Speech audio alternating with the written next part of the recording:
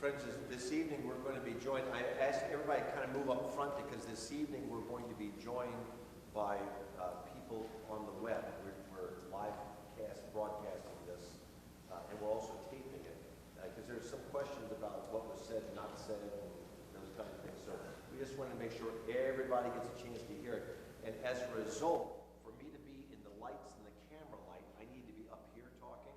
So we said everybody kind of move close because when I start walking down there, it's hard to follow on the web. Rich, how are we doing? Can you check with Tim? We're good. Okay. Well, we got it looks to be about a minute and a half.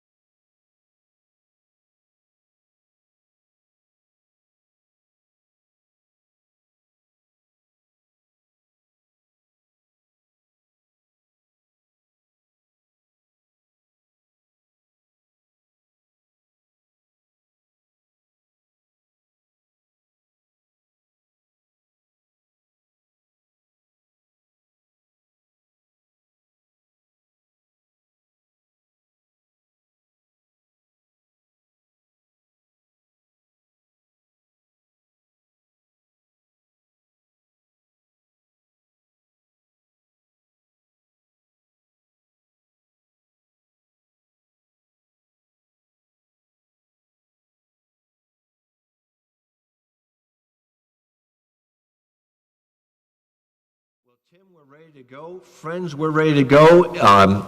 We've asked you to be up a little bit closer because this evening we're also webcasting this. Some people are choosing. In fact, I understand we got somebody even from Wisconsin watching tonight. But we were a little concerned about the snow as it goes along and wanted to make sure that everybody got a chance to see this. But as a result, to keep me in the light, I got to be back here a little bit. And so I may walk up so I can hear questions as we get to it a little bit later on. But I want to make sure that I'm standing here so they can follow me. So good evening. Thanks for coming. Let's start off with a prayer and we'll get going. Lord, this is the day that you have made. Let us rejoice and be glad in it. We're so thankful that you have brought us together as a family of faith and brought us to a century plus of grace to our school and our church. We pray that you strengthen us for the days yet to come. Help us have a vision for who you have called us to be and lead us, O Lord, to see the complexity of the issues, but also the simplicity of the issues. That as we live love in your name, as we experience and express it to the world, we're going to be evangelists and people who fill others with hope, and not only just hope, but salvation. So watch over us in this evening and send us your Holy Spirit. In Jesus' name, amen. So thanks for coming. For this evening, there's a couple of documents. One of them everybody has right now is this document that has some circles, and it kind of describes what brought us here. And then on the inside, when we talk about a vision statement, we're talking about this page and a half here in italics. We won't get to dealing with the mission statement. That's really kind of something that's going to come up in the next bunch of months. but then on the back side, you'll see the outline of the presentation. Just so you know, we're going to spend a lot of time on number 1. And if this goes like the rest of the presentations, this is between an hour and 5, an hour and 10 minutes of presentation, and then we've got questions, and then we're done. Okay? The other documents are the actual work of the strategic planning group. And this is the full report. Now, whatever each team, we split up the job, whatever each team brought in, that's what we printed, because we didn't want to print anything other than their reports, their exact reports. And so these are available for anyone who wants to take this home, read this, and understand a little bit more, if you will, about how we got to the decisions that we're suggesting to our congregation. Some of these are really a little bit more in reports. We asked everyone to, each of the different committees, to evaluate our congregation, the different aspects of our congregation, and give us grades. And I have to tell you that our grade pretty much was B, B plus, A, somewhere, a couple of places in C, but we were rightly evaluating our church. We have a way to go.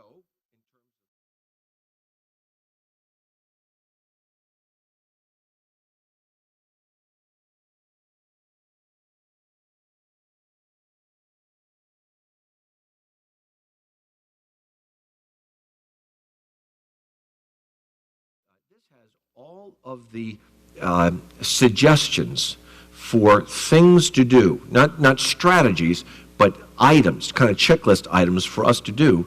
And we're going to work on prioritizing these as we go along. So if you'd like to take this home, we have plenty of copies of this. If you'd like to take this home and just look through the initiative listing, not read the whole report, but just really in the end, what are they suggesting? You can take this home. We'd be happy even if you wanted to look at this and do some evaluation yourself and say, here's the priorities I'd put for you, because we've got to prioritize all the work that we do. And so here's some priorities, some things I think ought to be number 1, number 2, all the way on down. So we have an opportunity for you to do some research and some homework. Okay? This evening, let me get our clicker going. There we go. This evening, just to kind of explain why we are meeting here at all, first is we want to report on the strategic planning group to everybody, just to let you know what happened, why, what people did, and kind of the results. We also want to let you know about this evaluation work, because this was a long time. We started basically in January, started meeting January, February. We worked for 9 months. At the end of the 9 months, we had a draft planning document. We brought it back to the group. We brought it to the church council. We kind of tested it with the staff and others to say, is this what you believe everyone said? Is this what an accurate report, and is this something that we're ready to go forward with? And folks said, yes, it's time to bring it to the congregation. By the time we kind of got a vote for that, it was getting to be December. And November, December, and I said, you know what, this is not the right time to bring something new to the congregation and have anybody consider it while everybody's working their way through Christmas. So right after Christmas, we said, we'll get going on this, and here we are. A vision statement was created. Now, a vision statement really describes our hoped-for future. And let me, the way that I'm describing it is kind of like this. When I had my baby girls, they're in my arms, things that I was thinking about for them was, walking them down the aisle. That was a hoped-for future.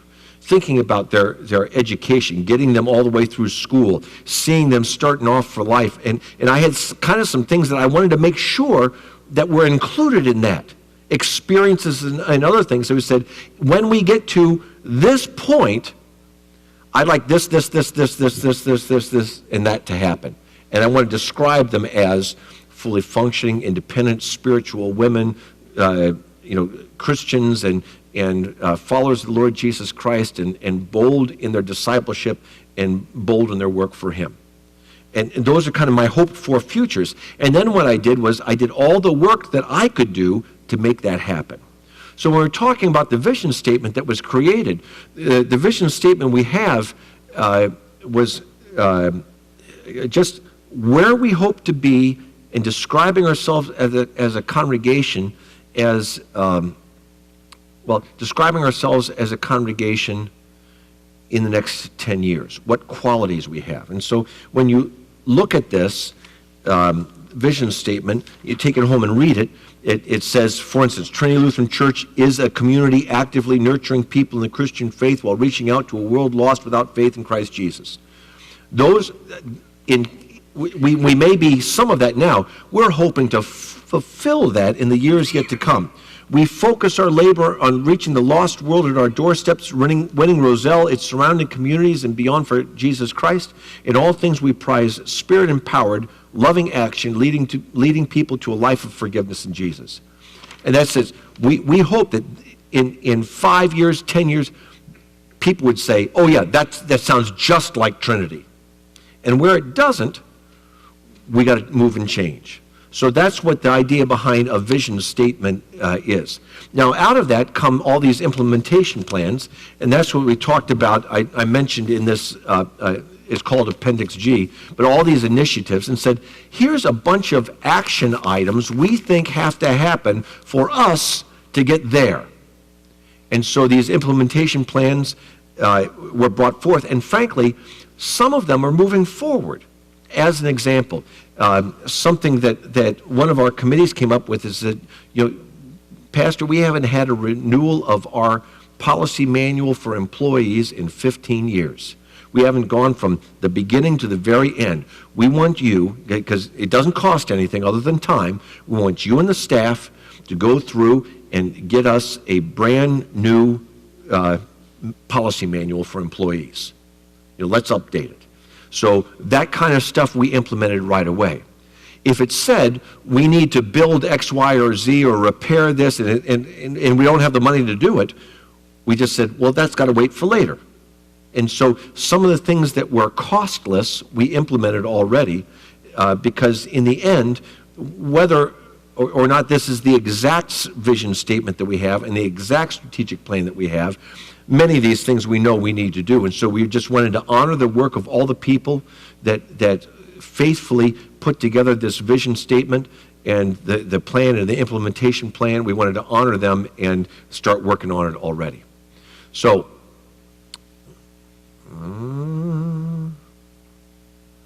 let's see, it's not clicking. There we go. We need to agree on our path.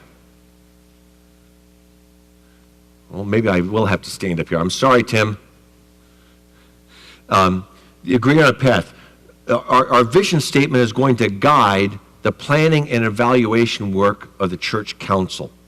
And so what the church council is going to be doing is looking at the vision statement, looking at the implementation plan, and they're going to say, Pastor, in this year, we want you to tackle A, B, and C. Leave X, Y, and Z alone.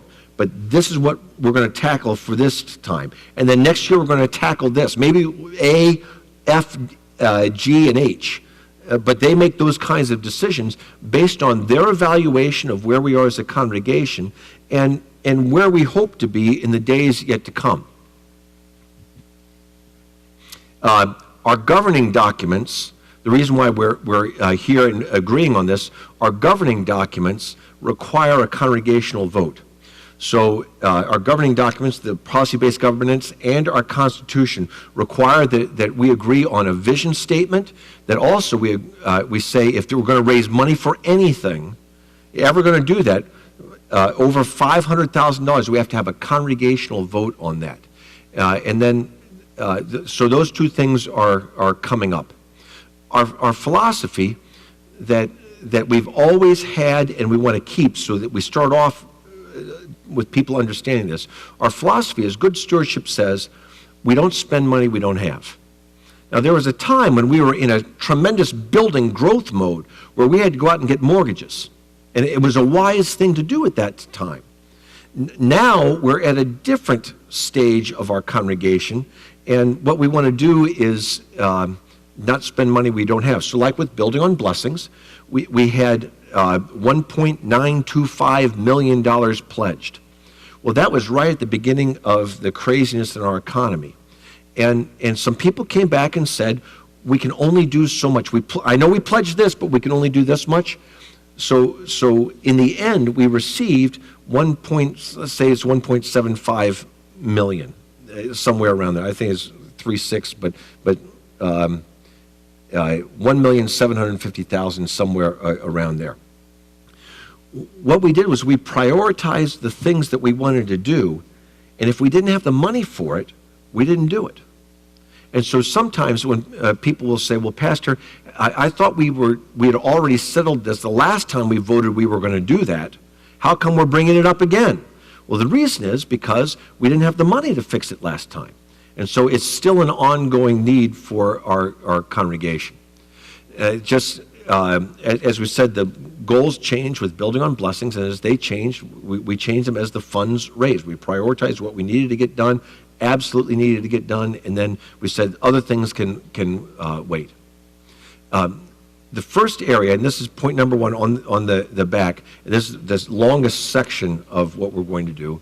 The first thing that we want to talk about and was encouraged was we need to strengthen our serve and increase our reach. Now, we've already implemented some of these things. When we went out this last fall and did the community walk, and then, when we did the community walk and then did it a second time, that was both reaching into our community, but reaching out with our family of faith and really helping people to get face to face with one another. We need to reach deeper into Roselle and our surrounding areas. We're going to have more community service programs. So another thing that we're supporting right now is the Adult Resource Center. Not a whole lot of cost, but a lot of effort. Some people have done a wonderful job of identifying within 10 miles of this place what services senior adults will need that are available right now, and helping people to connect with that. We also are pushing in the next couple of years for more face-to-face meetings. We'll be doing more things like our clinic, meeting people locally. We'll be doing more things at Roselle parades and other parades than we have in the past. We'll be doing more community walks and really going back and talking to our local constituents, if you will, people that are right here in our neighborhood who we haven't talked to in a long time. And things, for instance, when I did the community walk, one of the things I found out was this. I was walking right along Maple, okay? Maple on the west side of Roselle Road. I found out that 1 in 4 homes were vacant. Just by walking, who would have thought it?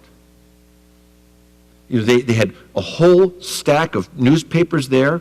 You knocked on the door, there's no furniture inside. And you say, well, is that somebody's lost their home? Is that somebody passed away and the children haven't sold the house? Is that something else that's happening? You know, they've kind of gone down to Florida and didn't tell anybody to stop delivering newspapers. Or what is it? But that's a change for our community.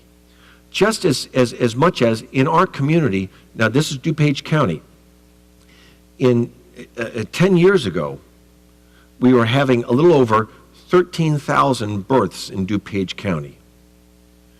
This year, it's about 11. So there's about a 2,500, 3,000 births in DuPage County difference. That's a huge change for our whole county. And if you put that into our community, that makes it quite a difference on what our ministry is and who we're serving. If we have people with fewer and fewer children, and that may mean people are having smaller families. It may also mean we're serving older adults more and more. We've got to change the way that we work. And the only way that we're going to figure those things out is face-to-face meetings and doing more community service. Now, we're going to continue to work locally. And one of the things we as a congregation need to do is confront the Gary Avenue drop-off. Now, I've named it that because I live just beyond Gary Avenue. And I can tell you, Gary Avenue is 12 minutes, on a good day, 12 minutes away from Trinity Lutheran Church. And what they've done, studies all across America, they found out that once people live more than 12 minutes away from a church, their attendance and participation just drops off over the long time. Now, granted, we have people who drive an hour to get here or more, and lots of very faithful people to the west. But we started looking at our Bartlett constituents. We have about 350 families from our congregation living in Bartlett, and the level of their activity, their worship life, their study of God's Word, their participation in communion is just dropping and dropping and dropping. And so one of the things we're going to do is look at planting a satellite congregation, not building a church, not buying a building, but planting a satellite congregation to the west, and to start serving those people also and reaching more people for Jesus Christ in the community. Strengthening our reach, strengthening our serve, and increasing our reach. As we said, we want to do the satellite, the satellite ministry there also, and here's what kind of the best practices are finding across the United States. Larger congregations are capable of supporting small congregations. They don't need a whole lot of resources, and we've got lots of resources to do, and so we can multiply ourselves in that way. The other thing is small churches grow more effectively, and they are more effective at reaching new believers. We have between 110 and 130 adults joining our congregation in a year, okay? If you think about the size of our congregation of about, say it's 3,500 communicant members. It's 3,500, somewhere around there. What percentage is that? It's just kind of in round numbers. Well, 10% would be 350, 5% would be 170, so it's less than 5%. But in a small congregation that tend to grow more quickly, they can have 5 people, 10 people join a smaller congregation of 50 members or so, and all of a sudden, it's a huge growth. And we can keep on picking up on that. It's really hard to grow and just maintain the size of our congregation. We do it very effectively. But in terms of reaching new believers, smaller churches are more effective in doing it than larger churches, and we want to give that a shot. So our developing of satellites is also going to be able to train our lay leaders to be able to serve in new ways, and will strengthen our family of faith as we get trained, as we are trained to serve as evangelists and leaders in a smaller congregation. Another aspect of what we're proposing is that we continue to train ourselves to be a mentoring covenant congregation. 5 years, 10 years ago already, the church council was saying we got to get more into small groups, we've got to do more in mentoring. And that's kind of been a mantra for our church. Now, at one point we had about 60 small groups. Now we're down to about 15. And it's time for us to kind of ramp that up again, because in small groups, people mature more quickly than just sitting around and going to church and doing their religion thing. And so this is a way for us to care for one another as a family of faith, and also to follow the example of the Lord Jesus Christ, because that's what he did with his disciples. He really mentored them and taught them in small groups along the way so that they could mature and be prepared to take on the goal that he had of reaching the whole world with the message of his forgiveness and love. It's also the foundation of the greatest growth in our ministry. We have growth spurts whenever we do small group stuff. Like we had another growth spurt when we did 40 days of purpose. That was huge small groups. We had for a short time about 100 or so small groups that were meeting, and and we had a growth in maturity, a growth in attendance, a growth in participation at all kinds of levels. And so we want to do that. It's a low cost, but a high yield ministry that we can move with. Increasing our reach, continue on. We want to increase our season of life ministries and be support for families. Their families are being torn apart, and all you have to do is just look in our school, look in all of our community about the levels of dysfunction and divorce, the struggles that people have with one another, the levels of addiction that we're struggling with. And we want to be supportive of families, and we're a great place. This is a great church. If you're hurt, this is a great place to come and find healing. It just, we have kind of like this spirit of saying, we're not going to judge you, we're just going to love you. And so we're going to support families more. We also want to recognize the blessings of generations. This is the first time in the history of the church, of our church or any church really, that there's been 5 generations alive at the same time. You know, how many of you are grandparents? How many of you could be great-grandparents before you die? Yeah, a lot of us. And so this is, you know, think about the generations going across those stages and meeting all the different, yeah, you guys get going. But think about all the great blessings that each generation, succeeding generation, brings to the family of faith and their contribution. And now being able to use one generation to support or train the other. My dad just got his new telephone, and he's not going to me or anybody my age and above to teach him how to do it. He's going to grandkids to say, show me how to use this and teach me. And he has something to teach them too. And so we want to recognize the blessings each generation brings. We need to continue to feed and care for the poor. That's a hallmark of our congregation. And we've done such a great and beautiful job. We need to extend that. We want to train the succeeding generations. We do that in our school. We do that in our vacation Bible school. We do it in our Sunday school. We do it in our confirmation class. And we want to keep on training the next generation what it means to walk every day in Jesus Christ. That's what we promised at the baptismal font, and that's what we're going to do. We want to continue to strengthen families and heal wounds. And this is an area that we are marching into. You see, about once, twice, 3 times a year, you're getting encouraged. You are encouraged to come to a unity in marriage seminar. We're doing that more than we ever have, and we want to keep that up. But also, we want to start a ministry to help people recover from divorce. That's becoming much more prevalent in our community, in our congregation. And what we're not dealing with very well, we used to have something like, well, it was called Rainbows for All God's Children, for children of people who were divorced, widowed, or separated, kids who have experienced loss. And that kind of waned for a while. Now it's a time to ramp it back up because other resources are dropping those programs now. And so we're continuing to strengthen ourselves and strengthen our service to the community. We want to renew our mission mindset.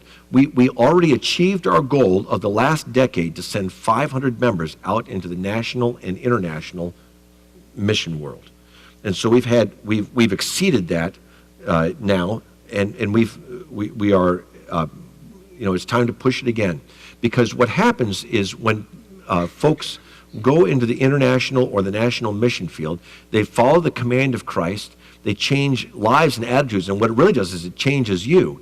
It increases prayer and Bible study, and that's what all the studies across the United States of people who go on these, what happens with them? Well, that's what happens. They continue to increase and grow in Bible study, and it really teaches the why of stewardship blessings. People that have gone, for instance, to Guatemala with me come back and say, I look at my closet and I'm ashamed when I've seen that this little girl is wearing her other dress, if she has that. And they're hoping for a new pair of shoes. And I've got to decide black, brown, open toe, closed toe. Oh, not me, but my wife does. And all those kinds of decisions. And an example of this is the chapel that's being done by our school servant living class. And these are kids that are going off and they're finding out what it means to serve in this way, reaching outside of our congregation, outside of our community, and someplace else where we can be the love of Christ. So that's piece one. Now moving on. Deciding our next decade. We as a congregation are faced with some phenomenal changes. And we're going to have the opportunity to deal with it. And either we'll deal with it well or poorly, but the changes are coming. We want to choose our direction, however, rather than letting the decade happen to us and seize this opportunity to advance the gospel. The challenge of change for us is simple. The community demographics are rolling. And the reason I'm saying they're rolling is a couple of years ago, we received the projections that Lake Park High School uses to determine their classes and how large they're going to be, and frankly, all the schools in Roselle. But Lake Park does it. It's done by a group out in Michigan. And what they were projecting was Lake Park was going to decline in size about 700 students. The new projections that we just got, in fact, just got this week, show something different. The elementary schools are going to continue to decline. The high school is going to stay the same and in some years go up a little bit. And I said, well, what is that? So we called up and asked what it is. Mr. Bauer was asking the fellow at Roselle Middle what was happening there. And he said, well, like this year, we've had 50 new sixth graders. And you know, where did 50 new sixth graders, where were they at kindergarten all the way through? What happened is these are families that are moving in with their parents and bringing their kids and bringing them into Roselle. That's a real change for us. What happens to our ministry when we go back to really what the 30s and 40s and some of the 50s were, when multiple generations lived in a house? It's only been in the 70s and 80s that we got used to everybody kind of lives in their own place. Big change for us. And so we continue to keep our eyes on the demographics. And as I said, we had the change in community housing. We're also having a change, as I spoke with our police chief. We're having a change in Roselle with a little bit of the influx of gangs, because the housing market, the cost of houses, has come down low enough that people who used to not be able to afford to live in Roselle are able to afford to live here. And they're bringing with them some of the other challenges of other communities. And so for a long time, we didn't have any problem with gangs. Now we're starting to get a little bit of a problem. We have to figure out how to deal with it. All these changes mean that we've got to change our ministry. Now, a big change that you have to prepare yourself for is we got an aging class of workers. And let me show you exactly what this means. In 10 years, the retirement or replacement or repositioning, somebody who's still working here but working part-time but not as a volunteer, kind of like Pastor Knoll and Pastor Senior. They're not really working here, they just work and are continue on in their retirement.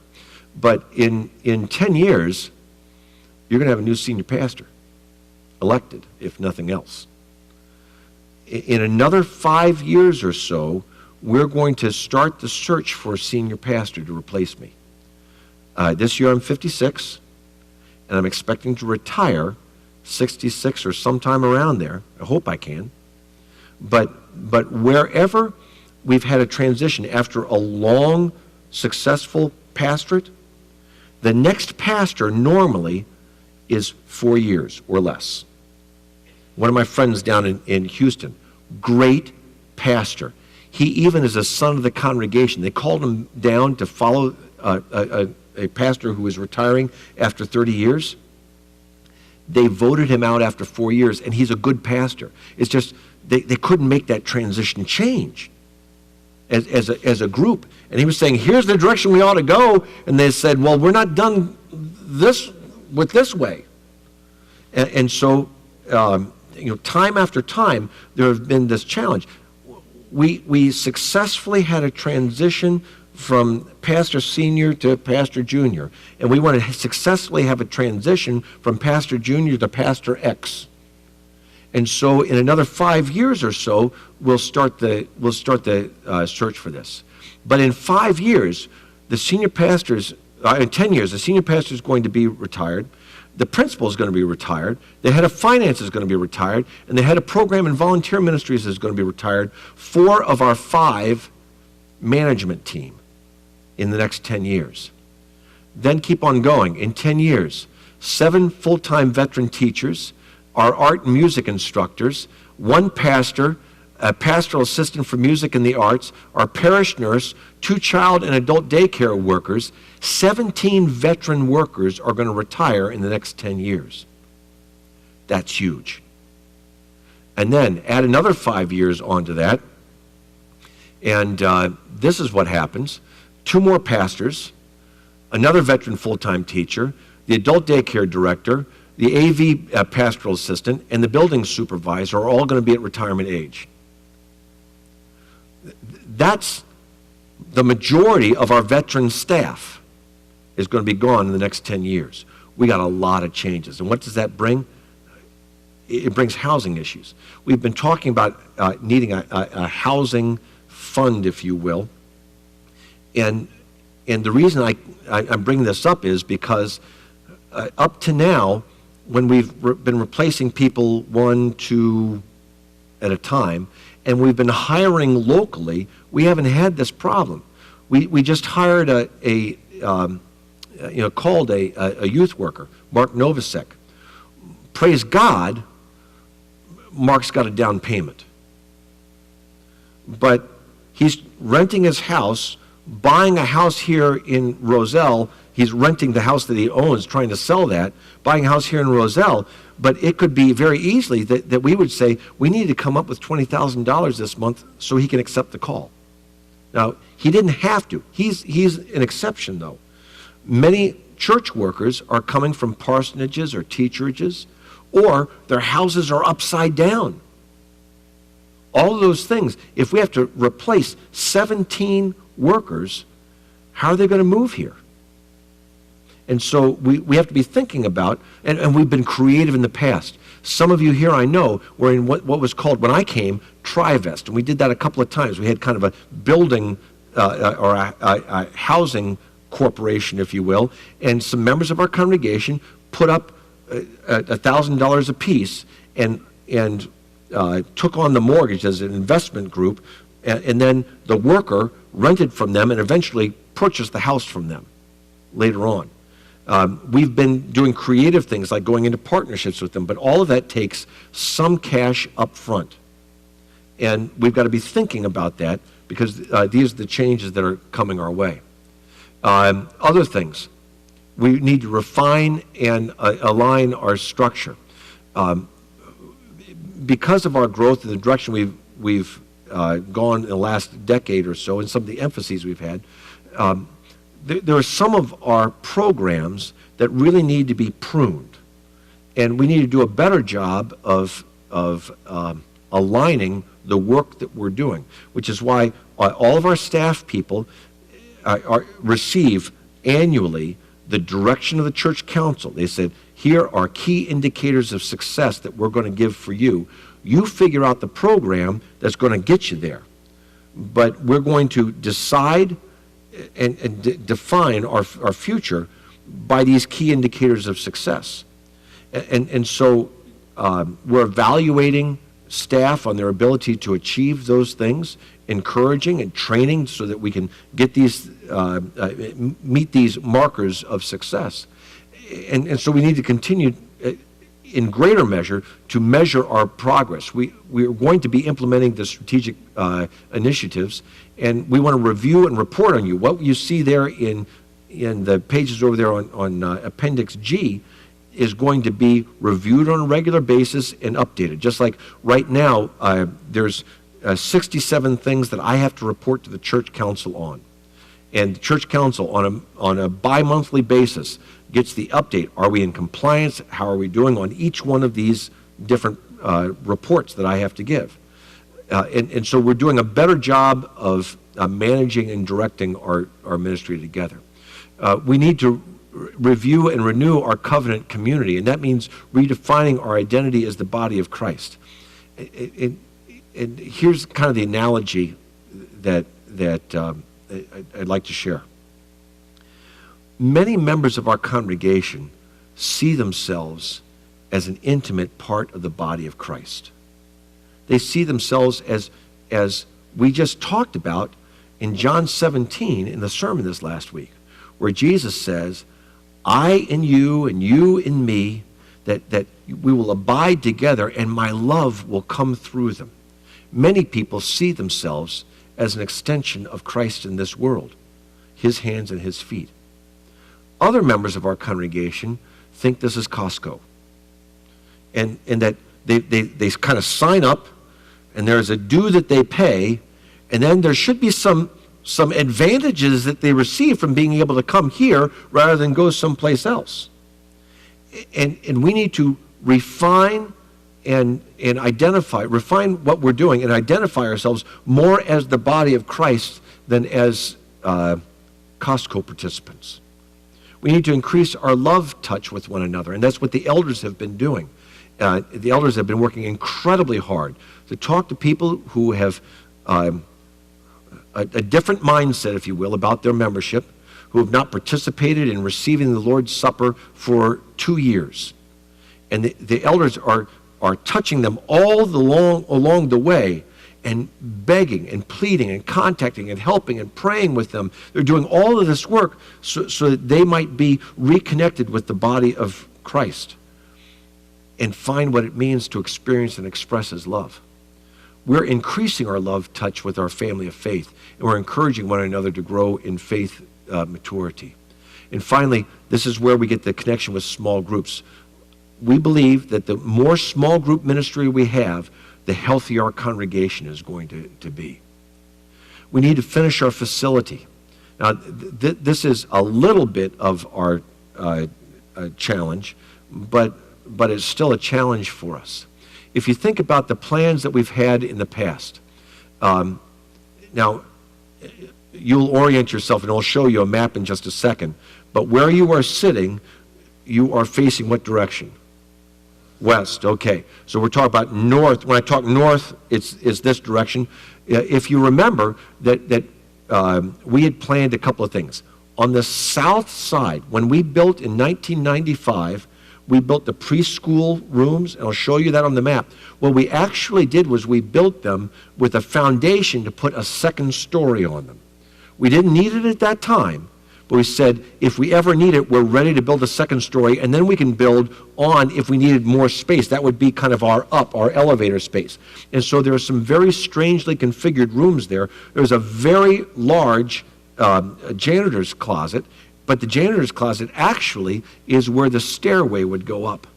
And there's that strange kind of hallway, if you've ever seen where Renata works in our computer lab, that's because the computer lab needs 2 exits. And it would be isolated the way that we would build up. And so we've utilized our space now, but we were planning to put on top of there a $1.2 million youth facility. We were planning and pitching that 10 years ago. Then we said we're going to hold the property to the north. At one point, we had 7 pieces of property on the north side, 7 houses that we owned.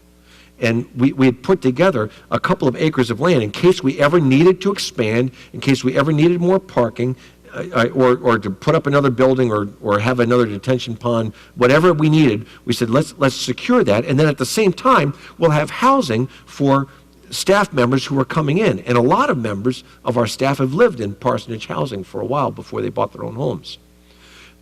We then had the firehouse that we had put into made into the community center, the Trinity Care Center, and you can still see the sign there, and it had adult and child daycare there. Well, we sold that, and we sold the parsonages because right when we started building on Blessings, right after the plan, Park Street Elementary School became available, Old Markland. We said, let's sell what we have and invest there. It's a better deal, and it's turned out to be a great deal. Let me tell you how great it is. We've had terrific results. It used to be that our adult daycare cost our family of faith, just to have it, between $30,000 and $50,000 a year. That was our subsidy for that program. And the problem was it was small and could only be expanded by square footage so far. Our child daycare was also similarly limited because there were basically 6 small rooms, and you could only put so many kids per square foot, and we had those challenges. Now, with our expanded room up there, our child daycare flexes like our school does. So when we have 150 kids, we do all the rooms. When we have 90 kids, we close down a whole bunch of rooms, and workers don't come in. So whatever we have in terms of children, that's the size of our faculty, if you will, the workers that are there, and the size of our program. So we don't keep the same size of child daycare, we flex it. As a result, the program income from those 2 programs no longer take $30,000 to $50,000. They pay for themselves and for the use of the property up there. They pay for their own utilities up there. So the proceeds from that are paying for the whole program. That's great. Then our youth programming has begun. For our community youth, we have, in the last 3 years, we've tripled in size. We've started off, this kind of dodgeball has gone great, and now it's dodgeball and devotions, and now it's also tutoring. We have 50 or 60 kids from Lake Park High School that are coming to be tutored by members of our congregation. Nobody sees that because it happens up there. But what a great program for our community, and we're ready to expand to more. Most of the kids that participate in our programs up there are not members of our congregation, but they're getting to be. They're getting to be. As an example, we had one, sadly, this last May, one of the kids committed suicide. And we gathered all of them together to kind of decompress and figure out, what is it? How can we deal with this? And one of the kids stood up and said, I don't know about the rest of you, but every time I've come to this church and any place else with this church, they haven't judged me. They haven't talked down to me. They've just loved me. And I don't think there's a better church in the state of Illinois than this place here. And he said, I slip into worship on occasions, and you should too. And so we're starting to have an effect, and I think it's going to continue to grow.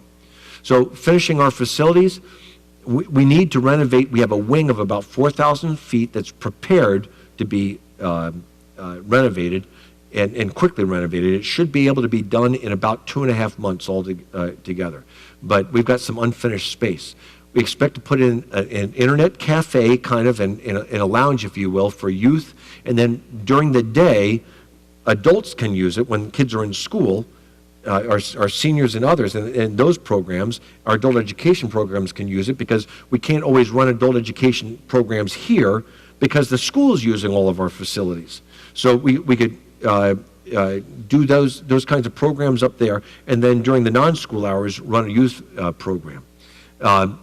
Then, strengthening and securing our school. It's a big issue for us and a powerful issue. We are committed. Trinity Lutheran Church has a school, and we're going to keep it and strengthen it. But there's some issues we have to deal with as we're strengthening it. As you'll see in just a minute, the increases in tuition and fees are never going to cover the school costs, the operating costs. In fact, the tuition and fees right now don't even cover the cost of the faculty and their benefits, and so those are issues we have to deal with and face. How are we going to handle this? Other things, we've had. This is just kind of a sidelight, because when we've talked about this, some people have said, well, how can we keep on being asked to do things, to build things, if you will, do technology or something else for the school or or the parking lot, fix the parking lot and other things. Why don't we have a capital fund on the side for that? Well, the reality is that our building fund receipts do not even cover our mortgage.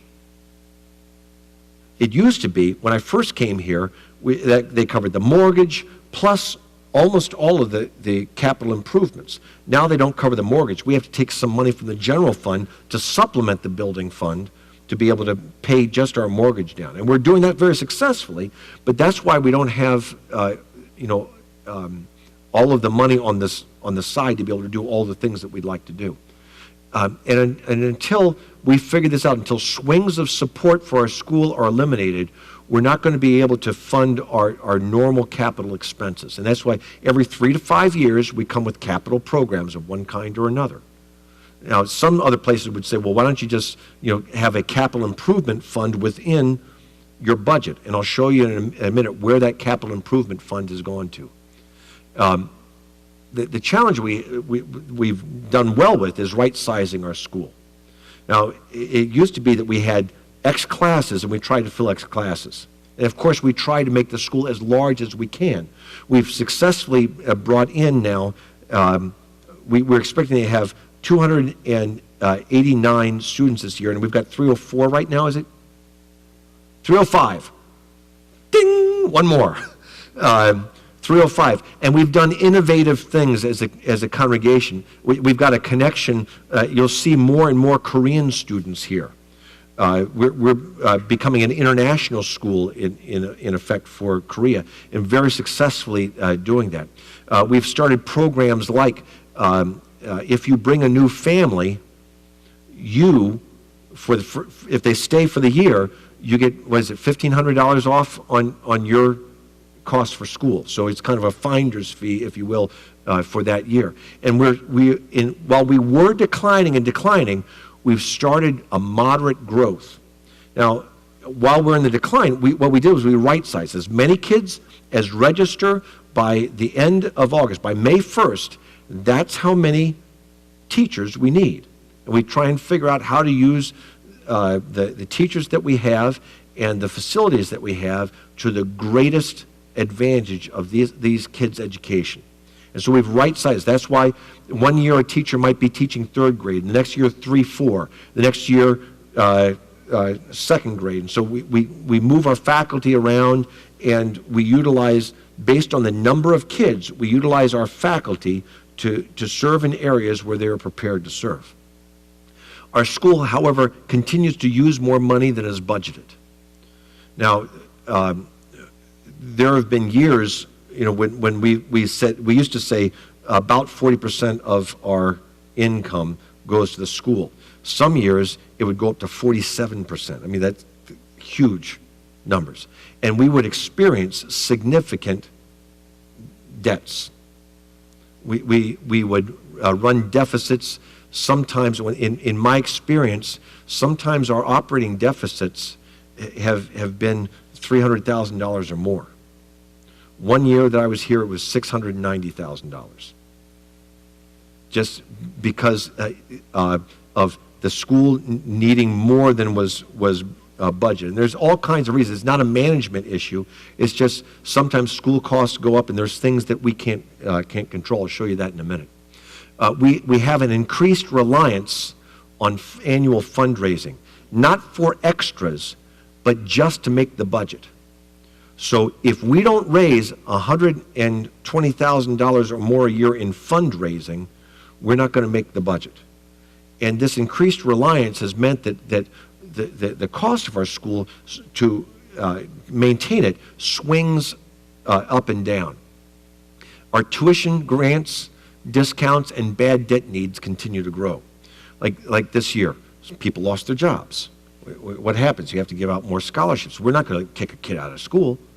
If you work with us, and that's the key, if you will work with us, your child will remain here in school, and we've found a way to make it happen. No child has ever had to leave because of the cost of education if the parents will work with us. Sometimes they just say, not going to do it, don't want to talk about it. But if you'll work with us, we'll find a way. And so here, what I want to do is show you just basically, and this has got a couple of different columns that change. And let me show you this. The reason why these have zeros on it and these don't. It used to say none of them had zeros, and some people started looking at it and says, $261 for fundraising support? That's not too bad. And so it's just to say, this is $261,000. So in the first column, we wanted to make sure everybody saw exactly what we were, the exact numbers, and here we just took the zeros off. So in 09, 010, the actual numbers were from parents. Now this is tuition, fees, athletic fees, a registration, anything that a parent had to pay. It was $1.378 million. That year, we raised $163,000. That was after the year before, we were only able to raise $54,000. And we just turned it on and put every effort. Pastoral staff worked on it, the teaching staff worked on it. We did everything we could to raise extra money, and we're able to do that. Now, this $163,000 also includes things like, we do have, and I don't know, Ruth, how much money do we get from baptismal birthday books? Is it $3,000 or $4,000 a year, 5, 6? You keep on thinking about it and hold up your hand when you got a number. I'll keep going. I mean, just if you can think about it. But that includes those kinds of things that we raise that are not required. Then the congregation planned to give $525,000 that year, which was about 32% of our income. Salaries and benefits. Here's 1.354. Other expenses are 670. Bad debts, scholarships, and discounts, 109,000 for this total expense. That meant that while we planned to give 525 in our budget, we actually needed $67,000 on top of that. So it's what is 525 and 67? Somebody who's a math major. Bob.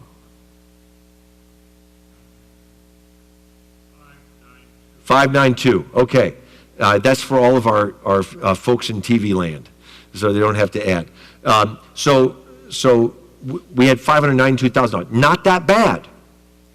And what we were able to do that year was actually have a surplus instead of a deficit, because those of you who've been on church council, we were running deficits for a couple of years, and our bank said we need to have a $200,000 or more surplus, and we did it. And we've been doing it for us to continue on with our financing with our bank. And so that's the result of 9-10. 10-11, 49,000. But look at this. The way the 49,000 came about was we raised $261,000 in fundraising. That was a lot of work. And it wasn't school parents that were raising. I mean, some of there's the school auction, which is phenomenal.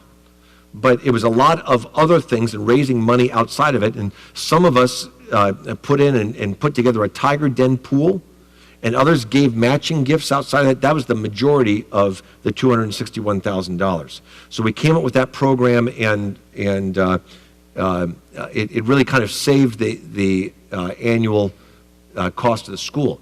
What we're projecting for this year, however, is discount scholarships and bad debt at $96,000, $124,000 in fundraising, and I'm hoping to make that $160,000. We're working hard to make it $160,000, but we can only project as far as we've gotten this year. We can't project, so we're trying to improve this, but that's going to need almost another $100,000 for us out of the general fund than we were planning. That means we have to stop other things we're doing, cut back in other areas, and we do have a surplus plan, but maybe we're not going to have a real surplus this year. Maybe it's going to go right down to the wire, and we'll be in the red instead of in the black. But we've got those some of those contingencies covered, but not everything. That's a big change. It's a huge change.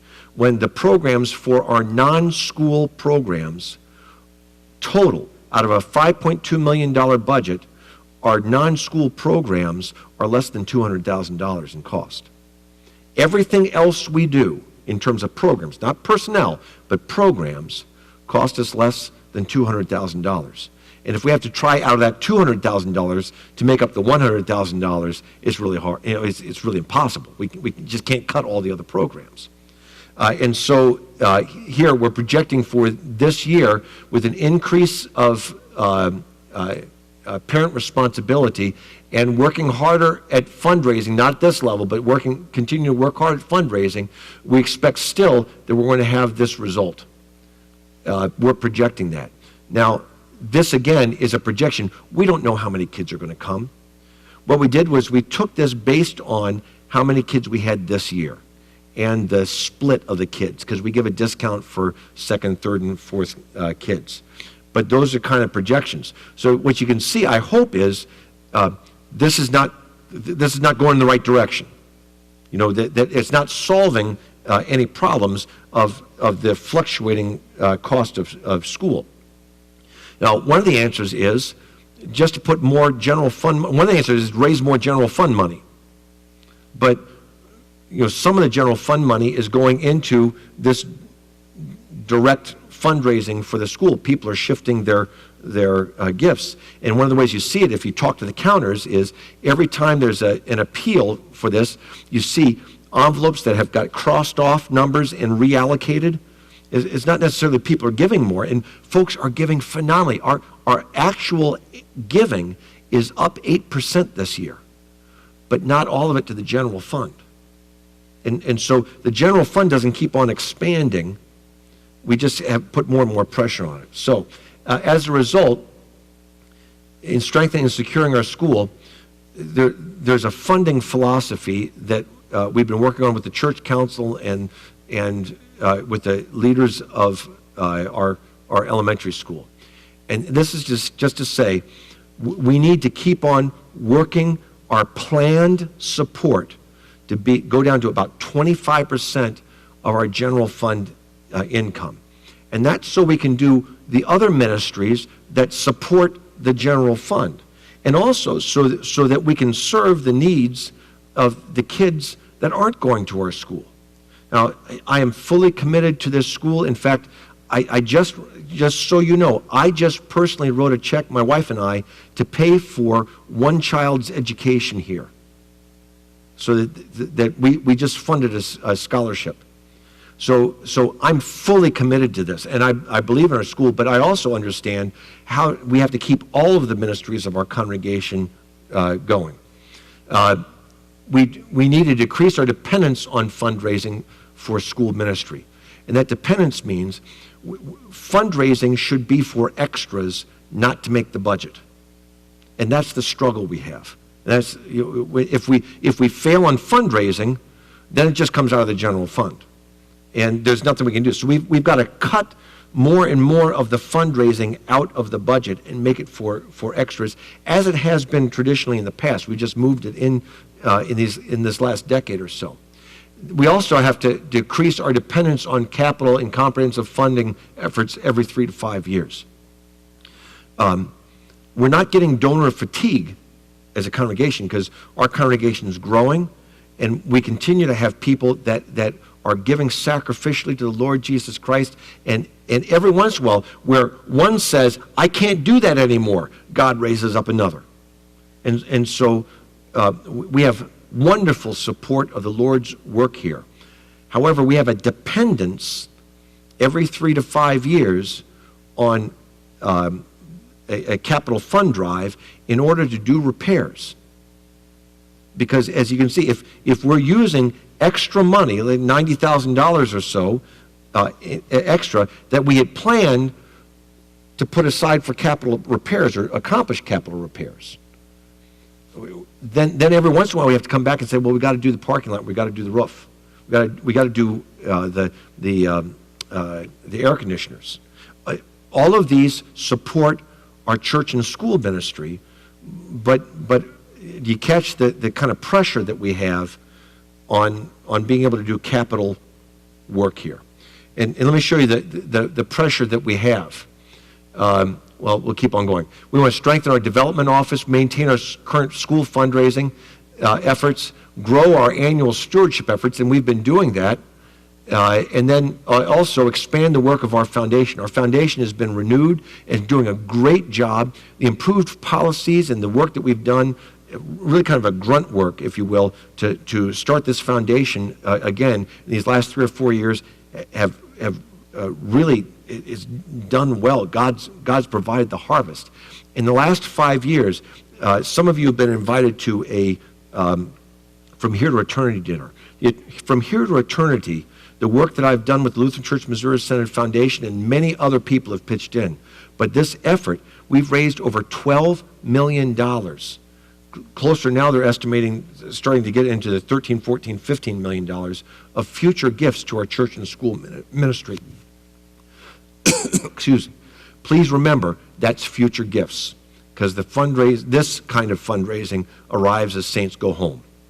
So while I've remembered Trinity, I personally have remembered Trinity in my will as one of my children, I hope you're going to have to wait a long time to cash the check.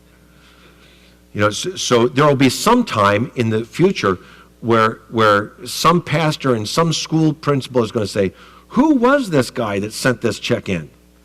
And it will be the trust, the Mueller Trust that pays for it. And we need to continue to develop that, because over the long haul, that will provide funding for the operations of this church and school ministry. And in particular, I believe the future generations will use that for capital funding needs. So the programs that we continue on this. Strengthening and securing our school. We want to continue our commitment to technology excellence in our school. We want to support our marketing efforts because it supports our marketing efforts. And we got 3 projects that are coming up. We want to update our smart board technology that's coming up in the next 10 years. We're going to have to replace all those smart boards we bought, rewire the internal connections. Some of our internal connectors are 10 or 15 years old, and right now they're slowing our work down as the body of Christ. And we've got to find some way to get us up to gigabit speeds within our facilities, as well as improve the bandwidth that we have coming from outside. Now, we added some bandwidth by adding some cable modems this year. For those of you who are technical, we moved from just one T1 line to a T1 line and 2 cable inputs. So our bandwidth has expanded, but we're getting choked a little bit by just our older technology within our church. And where that shows up is when people are trying to do work and kids are trying to do their schoolwork. And if you've been around here and having to wait and wait and wait and wait for the screen to refresh on the internet, that's the problem that we're having. So we want to keep up with Joneses there. We've continued to decrease our debt. Believe it or not, our congregation, we start off $3.96 million in 2007. 2008 and 2009 we went up because that's when we bought the community center. We've paid off almost $1 million of debt in the last 3 years. Believe that. We've been aggressively doing that because the congregation said, you aggressively pay down debt. Now, when we aggressively pay down debt, that means we can't do other things. But I think it's a wise thing that we're doing here, and we're going to continue on with that. We need to update our digs. As I said, the building fund donations no longer support our capital improvements, and we have some major replacements and repairs coming up. We want to phase our roof repairs, maintain our parking lot, replace our boiler at some time. And just to remind you about where we are, and right now we are sitting right here, if you can kind of orient yourself. This way is north. This was our 1962 building, Faithful Men and Women. This is our school. There were 8 classrooms. There was a lunchroom, and underneath the carpeting and the flooring, you could still see the shuffleboard that used to be in there. And then we had the Heritage Center was the gym, and that was the school here for quite a while. In fact, if you go out here by the Family Life Center, you see that there, right there's an outdoor spigot. It's turned on, but turned off rather. But you can see that was the old school. The next thing that happened was in 1970 we added the church on here. The church actually ended right about there. The organ, if you remember, was in the balcony, and the back doors, where those back doors are, those didn't go outside. Those doors were actually kind of sliding doors to cut off the back section of the church when you came in. Those were in the later renovation made into the entrance doors. Then in 1984, we put this little section on in front here, and we opened up these doors, the Family Life Center East Gym, and the kindergarten classroom, and all these classrooms, interior classrooms are made. And we had this great atrium in here. We used to have weddings in there and other celebrations. If you remember along here, we just had windows instead of doors. And a couple of years later, when we needed them, we filled that in. That was 1989 and 1990. Then later on in 95, we added on the front part here, the new church and school offices. We finished off the lobby and had the drop-off area. We added the school library, and we put this whole preschool section over here. So those are the various phases of our building on this site. And now talking about the phases of a roof. Now, we keep up on this stuff. You didn't know this, but we actually redid the roof in this section this last year. So we do little projects at a time. And in fact, Lee told me this is a bad graphic, because if you add all along here, we redid some more of the roofing along here. However, in 1 to 3 years, sometime in the next 3 years, we need to fix these little sections over here, and this whole main part of our 1984 edition, or 1982 edition, I'm sorry. That's about $350,000 to do that work. The next section, in 1 to 3 years, when we're ready, is all the old school section, and this will be the second time we already have 2 roofs on it, so it's got to be a tear off and put a new roof on, and that will be about $305,000. Then next, in 3 to 5 years, sometime in that, we've got to be thinking about the East Gym, and the East Gym is about 170, and then beyond that, 3 to 5 years and beyond, the Family Life Center, and that's about 150, and then the Heritage Center at about 100. Because we've done these roofs before, and each one of these projects is a tear-off and a brand-new roof, okay? And that's the cost. Now, the square footage and the cost go up because we're planning that that oil is going to go up, and the cost of materials is going to go up in these projections. Continuing to update our dig, we need to renovate our high-use facilities, upgrade our Family Life Center. Believe it or not, that place gets cleaned once a month. It is clean. And you go in 2 weeks later, and there's stains everywhere. But it just, every once in a while we have to do that. We need to repad, repair, or rent the seating. These pews that we're sitting in are 40 years old, and I don't know how many of you get up and shake them, but they keep on doing it. And if you check, many of these were repadded. This is a great example right here of the pads coming off and then needing to repad. So there's a lot of repairs that we've done. We took all of these out in 1995, repaired them all, and put them back in. But now, that's some years ago. So it's time to repad. And believe it or not, last time we looked at it, that it was the same cost to repad it as to replace them. I don't know how that all works, but that's the way it works. I don't know if that's still going to hold true, but we'll find out as we get to that. Then our South Chapel chairs have used their service life.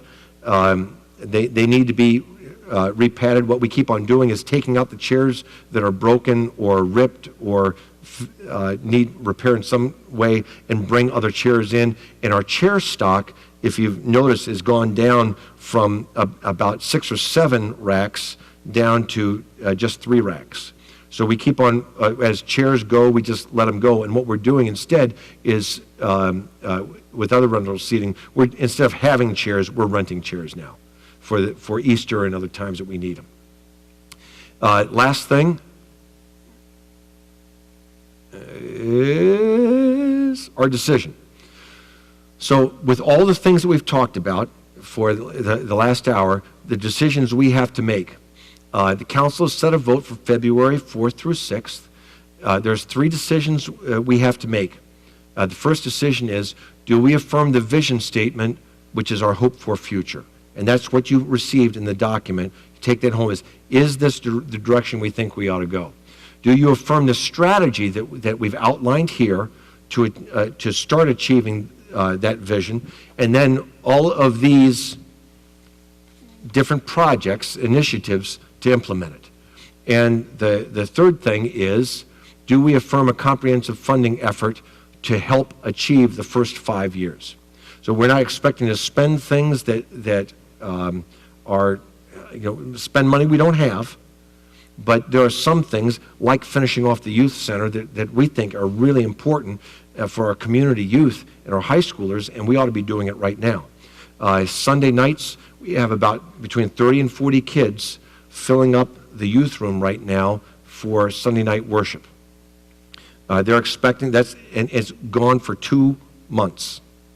Now, for them to expand, there's no more place to expand there. We're going to move down to someplace in the community center in the big gym, but really we need to renovate that room and really do a first-class job for the youth and young adults of our congregation, and then also provide places for seniors to study God's Word and grow in their faith.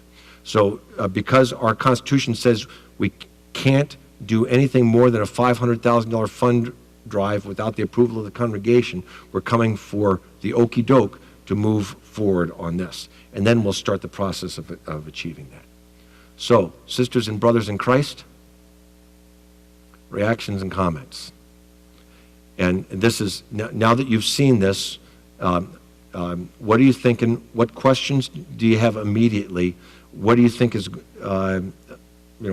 comments you have? What can we do to help the rest of the congregation know and understand this? And where do you think we ought to go from here? So, yeah, Bob.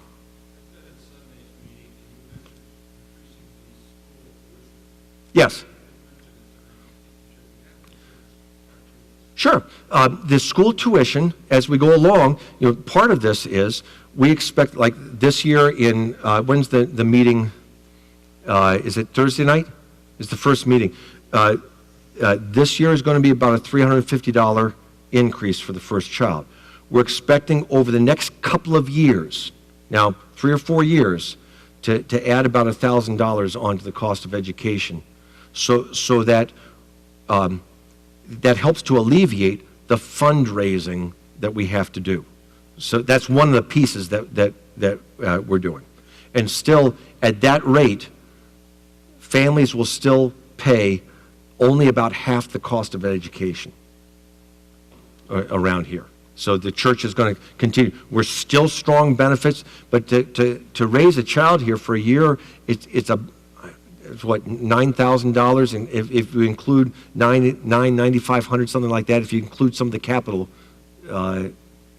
stuff. So that's about the number that we're looking towards.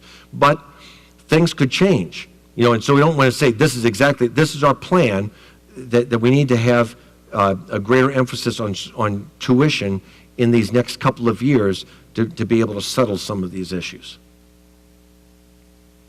How about other things?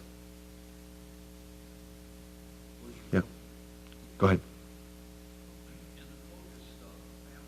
Sure.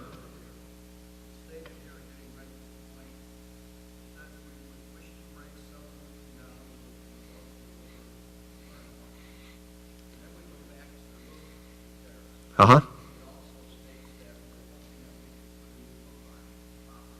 Sure. Part of the initial goal, or is this an addition? Yes. I'm going to repeat that for the people on the television, on the website. What Don was asking is he said, we're looking for up to a couple $1 million. We're hoping to raise that, and that would include all of our special fund drives, the outside of the general budget fundraising. Some of that's a capital fund drive, but that's putting a new roof on. We expect in the next 1 to 3 years, we will have to do those first 2 phases for sure. Now, depending on how much money we raise, we may be able to accomplish more than that. But if we don't, then in year 5, 6, 7, 8, 9, and 10, we're going to be coming back and saying, okay, we got to finish off the roof. How are we going to do it? So yes, those 2 things are together. The major pieces of this are finishing, putting the roof on and finishing up the community center, finishing that piece off. That's about $500,000 or so to do that.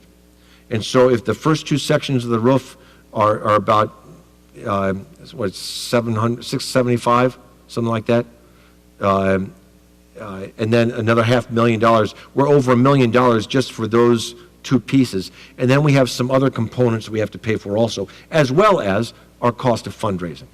So yes, those are included. Did you have anything to follow up? I guess not. Yeah. Same question. Okay. Yeah. How, if at all, does the school endowment fund fit into the Sure. The school endowment fund, we hope that the school endowment fund continues to grow. Lots of us have been working very hard, and right now it's up, I want to say somewhere, because I haven't seen this in a month or so. My memory is somewhere around 460, 470. Is that right, Paul? Do you think that's right? Okay, it could be. Yeah, it could be 500,000. I haven't looked at it. We haven't had a meeting in a little while, so it could be a little higher than that. But say it's $500,000. The foundation is going to utilize some of that to help alleviate some of these costs, should they choose to. And then, how they do that is really up to the foundation. Church council's got an idea for this. The foundation's got an idea. They have to negotiate together. But those costs, putting money into the endowment fund for the school, is over the long haul. The biggest piece of that $12 million that we raised over the long haul is going to be for the support of the school. So, what we're really trying to do is secure the future of our congregation's school and the funding for it for a long time. I hope one day to be able to have enough in that there's no tuition, but it'll depend on what God blesses and what people decide. How about other questions?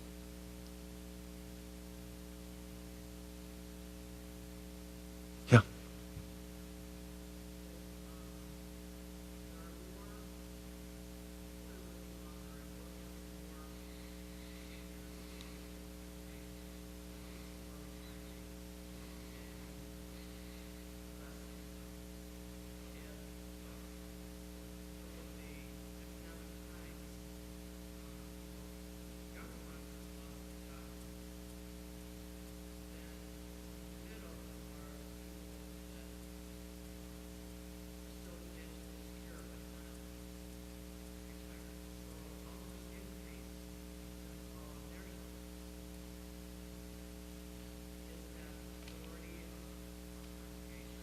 Okay.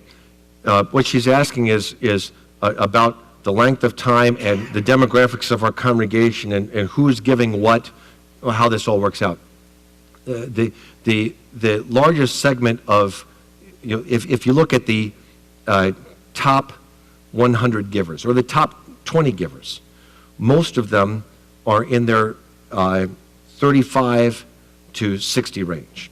Now, there's some younger and some older, but the majority of them are in this in the block, and this the truth is that as for instance, as I personally grow older and I retire, I won't have as much income to be able to support the work of the Lord Jesus Christ. But praise God, we keep on having new members come in, and God blesses us with people with a heart for this ministry.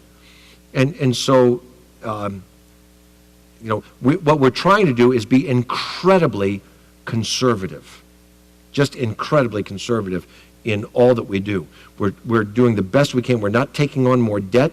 In fact, we're paying down debt. As I said, the last 3 years we paid down $1 million of debt. We're trying to lessen that burden on our congregation so that we can be wise with our facilities and good stewards, and then still recognize everybody in their generation is going to cost everybody something. The only child that stops costing you money is a child that's in the grave, frankly. That kids cost money. And just as, my wife and I are committed, now that our kids are college, the last one is going to graduate in May, and we'll have 8 kids through.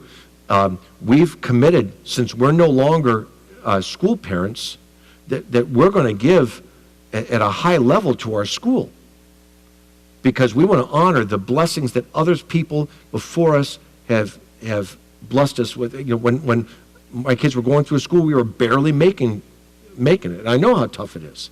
That's why we have to keep on providing scholarship money and understanding that there's going to be people who lose jobs, and that's why there's a certain amount of additional cost we can't depend on, and we've got a flexible amount. We've got that kind of put into the budget, but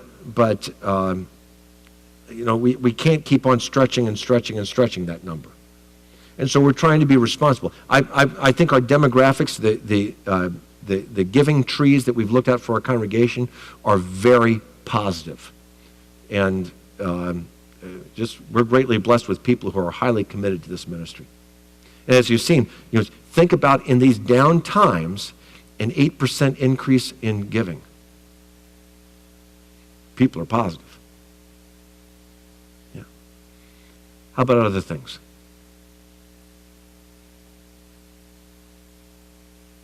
Well, cool. 5 minutes early. Here's what's to remind you on the way out. If you'd like to take the whole report home, Melissa, my assistant, has them up here. They're in white. If you'd like to take the initiatives home, no, that's the wrong one. If you'd like to take the initiatives home, they're the cream colored one. This is just the back couple of pages saying, here's all the things that the strategic planning group said we ought to do. Just our philosophy is, we don't do things we don't have money for. Now, we may stretch it sometimes and say, this is a desire, we think this is a direction we ought to go. Do you agree? And we may stretch it a little bit, but really we're not going out and borrowing money, and we're not running up operating debt. We're doing the best we can to stay even, and we've had surpluses these last couple of years, even with the challenges that we've had. And that's how we've been able to pay down our debt. So we're continuing to work as conservatively as we can, and be good stewards of the blessing God's given, and still advance the kingdom. So if you want to take those, Melissa's got them up here. How about if we rise and close with the Lord's Prayer? Our Father, who art in heaven, hallowed be thy name. Thy kingdom come, thy will be done, on earth as it is in heaven. Give us this day our daily bread, and forgive us our trespasses, as we forgive those who trespass against us. And lead us not into temptation, but deliver us from evil. For thine is the kingdom, and the power, and the glory, forever and ever. Amen. Hey, friends, go in peace and serve the Lord. Thanks for being here. And just if you got questions, let's chat through it.